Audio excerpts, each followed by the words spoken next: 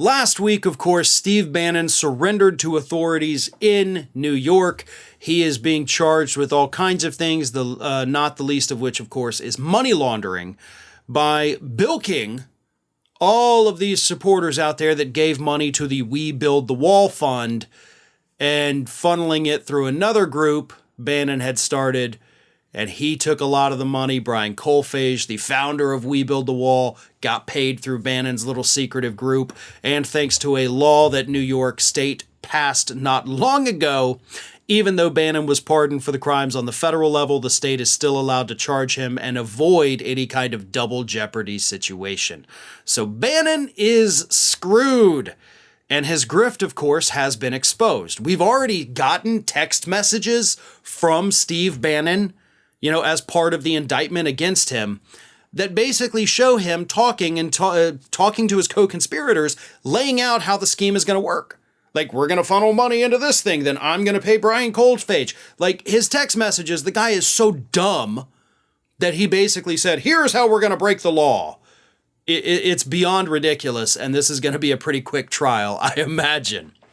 Then, of course, you got Donald Trump, who on the same day that Steve Bannon has to go in there, get a mugshot taken, surrenders to police, on that same day, we learned that the DOJ, as part of their grand jury investigation into Donald Trump's attempts to overturn the election, has also issued multiple subpoenas in recent weeks to individuals associated with Donald Trump's Save America Political Action Committee. They want to know exactly how much money you raised. They want to look at the timeline of when the group was formed. The emails clearly you were sending out, begging people to give you money so you could challenge the election results. And then, of course, you spent $0 challenging the election results. Like, you didn't spend any of it. You raised $135 million with that Save America PAC alone. Most of it based on the false pretenses you were going to file election challenges. Then you just didn't do it. But you still got the money. You're still using it to, one, actually pay your legal fees. You're using it to pay your own properties, doing all kinds of personal stuff with that money that people gave to you so that you could challenge the election. Kind of like with Steve Bannon's group. They gave you money because they thought y'all were going to go down there, I guess, and just build the border wall by yourself. Now, I can't imagine Steve Bannon out there with a shovel, some post hole diggers and all of that, actually getting his hands dirty. But apparently that's what people thought. They were defrauded into thinking, if I give you money, you will do the thing. Whether it's We Build the Wall or whether it's Save America saying we're going to challenge the election results. But all of this tells the even bigger story, and that's what I'm trying to get at here.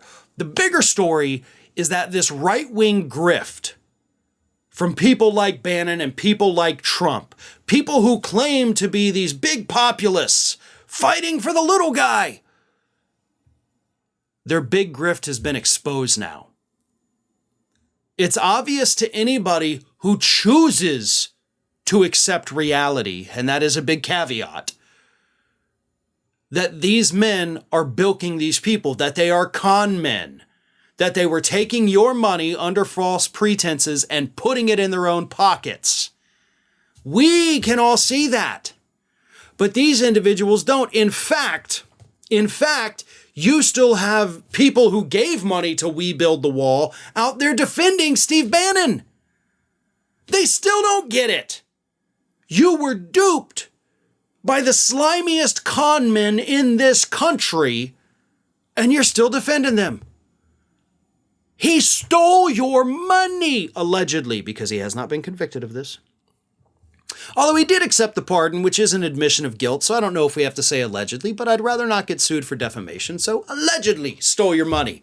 Trump allegedly stole your money, and they're being investigated for it.